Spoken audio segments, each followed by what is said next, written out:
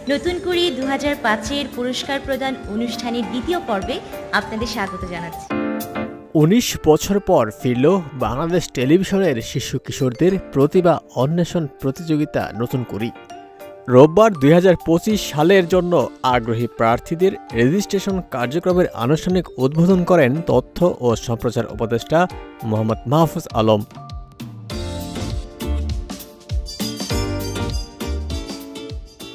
BDB থেকে জানানো হয়েছে, নতুন মৌসুমের প্রতিযোগিতার জন্য আবেদন গ্রহণ শুরু হয়েছে ১৫ আগস্ট থেকে, চলবে ৫ সেপ্টেম্বর পর্যন্ত। সারা দেশকে ১৯টি অঞ্চলে ভাগ করে প্রাথমিক বাছাই হবে।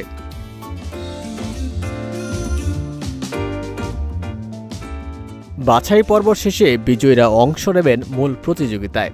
একক ও দলীয় অভিনয়, নাচ, গান, আবৃত্তি, চিত্রাঙ্কন, গল্প বলা এমন নানা বিষয়ে হবে প্রতিযোগিতা। দীর্ঘ বিরতির পর আবারও ফিরছে নতুন করি, এমন খবরে সামাজিক যোগাযোগ মাধ্যমে অনেকেই স্মৃতিকাতর হয়েছেন। কারো মনে পড়েছে প্রতিযোগিতায় অংশ নেয়ার স্মৃতি, কারো মনে ভেসে উঠেছে শৈশবের প্রিয় অনুষ্ঠানটির দৃশ্য।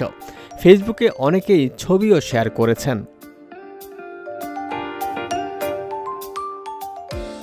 ১৯৬৬ সালে পাকিস্তান টেলিভিশনে প্রথম প্রচারিত হয় নতুন করি। অনুষ্ঠানের নাম রাখা হয়েছিল কবি গোলাম মুস্তফার কিশোর কবিতা থেকে, যার প্রথম ১৫ লাইন অনুষ্ঠানের সূচনা সঙ্গীত হিসেবে ব্যবহৃত হতো।